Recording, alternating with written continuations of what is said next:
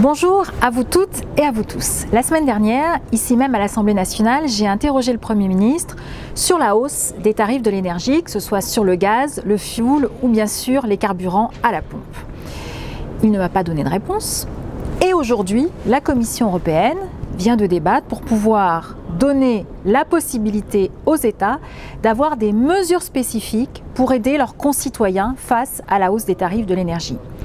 Les 5 propositions que j'ai formulées au Premier ministre entrent dans le cadre européen tel qu'il est proposé ce jour. Donc, elles peuvent être mises en application. Ces 5 propositions sont extrêmement claires. La première, c'est de doubler le chèque énergie tel qu'il existe aujourd'hui. Aujourd'hui, il bénéficie à 6 millions de foyers, mais 20% d'entre eux, c'est-à-dire 1,2 million de ménages, ne vont pas le réclamer. Donc la deuxième proposition que nous avons formulée, c'est de le rendre automatique, que les bénéficiaires puissent avoir un virement sur leur compte bancaire ou postal pour ne pas avoir à aller encaisser le chèque ou en tout cas entamer des démarches. Ça, c'est la première proposition.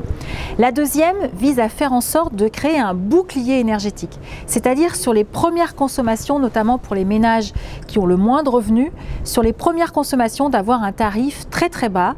Ceci est conforme à ce qui est expérimenté par un certain nombre de collectivités locales qui le font aujourd'hui pour l'eau. La troisième proposition vise à inclure les carburants dans le chèque énergie.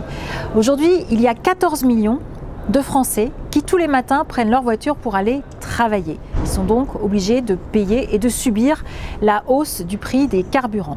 Sur ces 14 millions de personnes, il y en a 8,5 millions qui ont moins de 1 700 € par mois. Pour ces personnes, nous proposons qu'il y ait un soutien puisqu'elles n'ont aucun accompagnement, contrairement à d'autres qui prennent les transports en commun et qui bénéficient d'un soutien. Je pense notamment aux franciliens qui ont la moitié de leur passe Navigo payée par leur employeur. Ça, c'est la troisième proposition.